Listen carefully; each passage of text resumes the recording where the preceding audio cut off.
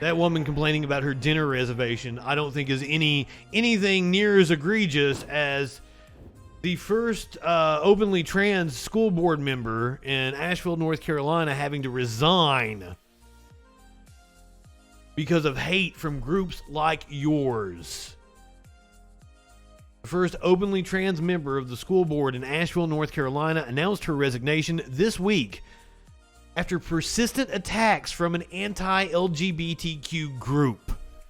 Asheville City Board of Education member Peyton O'Connor made the announcement on Monday after an anti-LGBTQ group made several appearances at meetings during public comment periods, repeatedly misgendering O'Connor, who is a transgender woman, and spreading homophobic and transphobic rhetoric. O'Connor is the board's first out trans member and likely one of the only trans people to sit on a North Carolina school board, said Western Carolina University political science professor Chris Cooper to the best of his knowledge. The Arizona-based group Alliance Defending Freedom, which was identified as a hate group by the Southern Poverty Law Center in 2016, was represented at school board meetings by local pastor Ronald Gates, who identified himself as an ambassador of the organization. Gates began speaking at ACS board meetings in October. On its website, the Alliance identifies itself as a legal organization committed to protecting religious freedom, free speech, the sanctity of life, parental rights, and God's design for marriage and family. Oh, I'm sorry, Smash. I was trying to warn. Stop getting creepy with the Nightbot, RB. Do tell Smash we can see their messages. You live in sexual anarchy? O'Connor said December 5th she made the decision to resign following a dust-up at the November 16th board meeting. Her December 5th resignation was effective immediately. O'Connor was appointed to the board in March of 2021.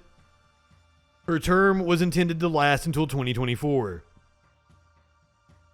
Noted at the meeting and in a Facebook post made shortly after she announced her resignation that this was part of a long-established playbook by the organization. After making continued attacks, Gates will wait until he is censured, she said, and use it as leverage to create a lawsuit and turn the district into a circus, she added. This isn't a guess. The ADF makes no attempt to hide its tactics.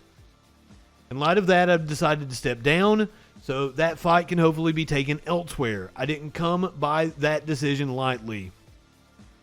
The strategy, O'Connor noted, was also mentioned by Craig White, supportive school director with the Campaign for Southern Equality, who said the group was involved in several anti-LGBTQ court cases.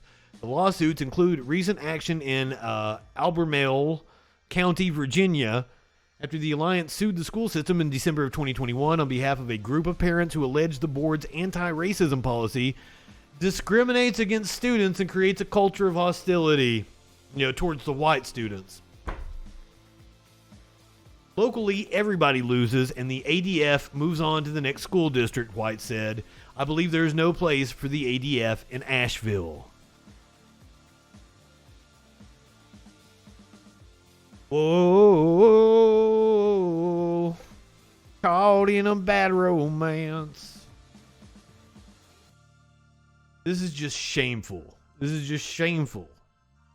And they wrap themselves in the flag and call themselves patriots, and they do the most anti-American thing. They don't believe in free speech. We had the example with DM earlier that it was hypocritical about everything. He says he's a free speech absolutist, but has filed multiple takedowns against videos I have on YouTube.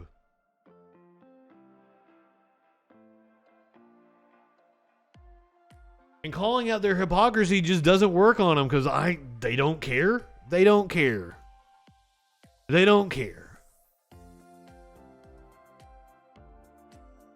Go down the road in North Carolina to Moore County.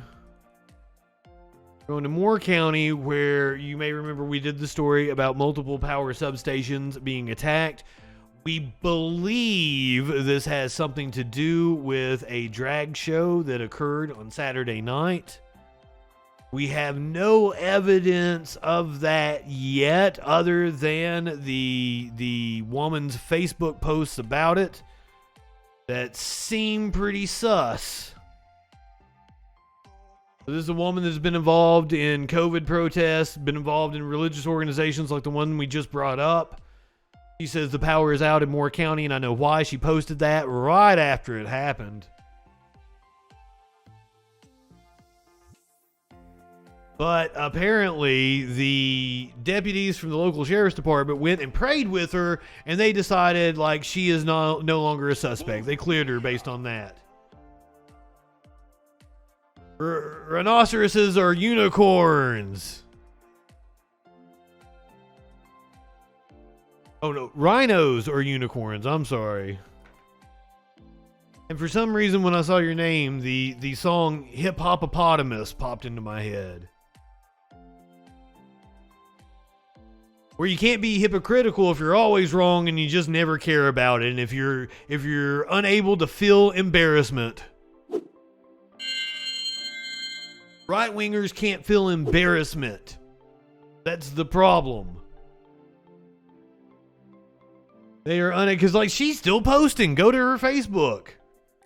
Unable to feel embarrassment. It's been about 5 days since an unknown gunman shot at 2 power stations in North Carolina, causing tens of thousands of people to lose electricity. Some people's power is restored, but others are still without electricity tonight.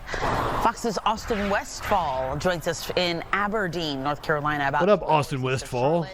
So, Austin, when is the power expected to be? Austin looks like the dude from the Killers.